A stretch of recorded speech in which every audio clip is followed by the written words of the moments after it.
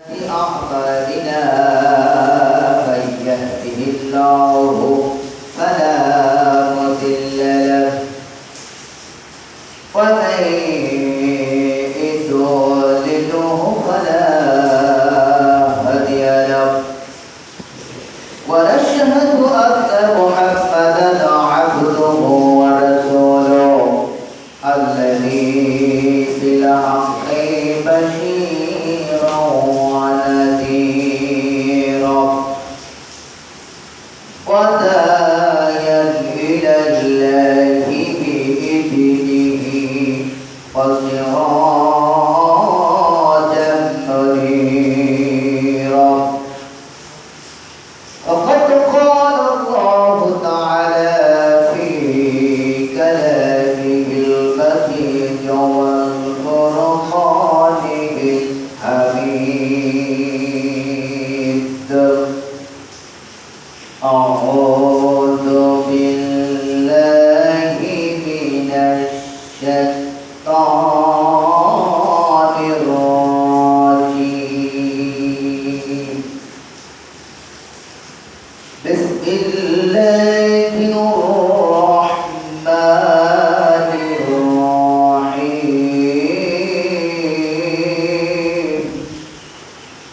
إن الذين يكفرون بآيات الله ويقتلون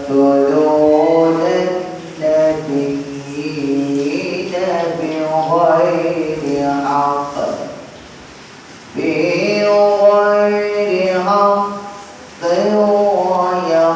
ويقتلون الذين يأمرون بالقسط من الناس فبشرهم بعذاب أليم.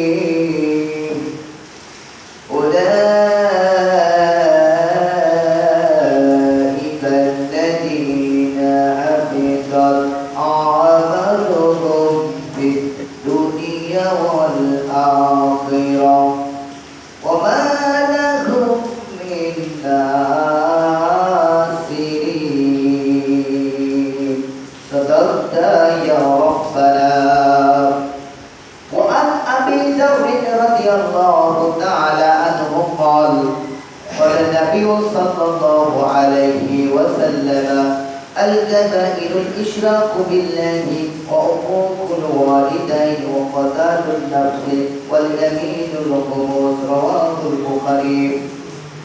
الحمد لله رب العالمين والعاقبة للمتقين والصلاة والسلام على أشرف الأنبياء والمرسلين وعلى آله وأصحابه أجمعين. সম্মানিত দিনদার মুসলিম, আসসালামু আলাইকুম ওয়া রাহমাতুল্লাহ। সর্বপ্রথম সেই মহান মাবুদের দরবারে শুকরিয়া আদায় করি, যিনি আমাদেরকে সুন্দরতম একটি দিনে এই পবিত্র সফর মাসে আল্লাহর ঘর মসজিদে আসার জন্য তৌফিক এনে দান করেছেন। এই জন্য সেই মহান মনিবের দরবারে শুকরিয়া আদায় করি। সকলে বলুন আলহামদুলিল্লাহ। সালাম পেশ করছে আমার আপনার একমাত্র আদর্শ নেতা, যার আনিত দিনের উপর চলতে পারে দুনিয়ায় শান্তি এবং পরকালের মুক্তির বিষয় করে। তিনি হচ্ছেন আমার আপনার একমাত্র আদর্শ নেতা জনাব রাসূলুল্লাহ সকলে বলছি সাল্লাল্লাহু আলাইহি সাল্লাম।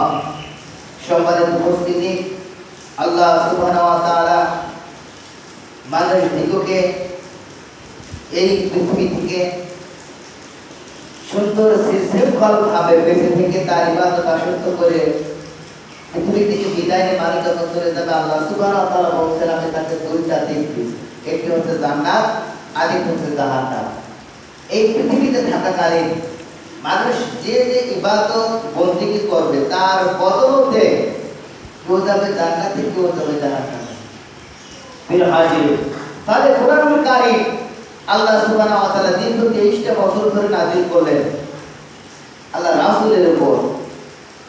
গোটা মানব জাতির জন্য একটি হেদায়েতের মশাল, এমন একটি গ্রন্থ যখন আপনি ইচ্ছায় পড়ে অনিশ্চয় পড়ে। যদি কোনো মানুষ কোরআন কারিমের অনেক অক্ষর তেলাওয়াত করে, আল্লাহ রাসূল বলছেন একটি অক্ষরের পরিবর্তে তার আমলনামায় 10টি লেখা লেখা হয়। বলি সুবহানাল্লাহ। কারণ আরবি আলিফ বা তা আর বড় 29টা। কোনো মানুষ একজনা মৌখিকভাবে বলে দেন শুধু সেটা 29টা অক্ষর বলে ফেলবে, তাহলে আল্লাহ রাসূলের হাদিসের ভাষ্য অনুযায়ী এই ব্যক্তির আমলনামায় 290টি নেকি লেখা হবে। বলে সুবহানাল্লাহ। প্রিয় হাজিরিন, তাহলে পৃথিবীর বুকে এমন কোন কোরআন কারীম আর অর্থাৎ কোন গ্রন্থ নাই যে গ্রন্থ বললে পরে তার আমলনামায় নেকি লিখা হয়।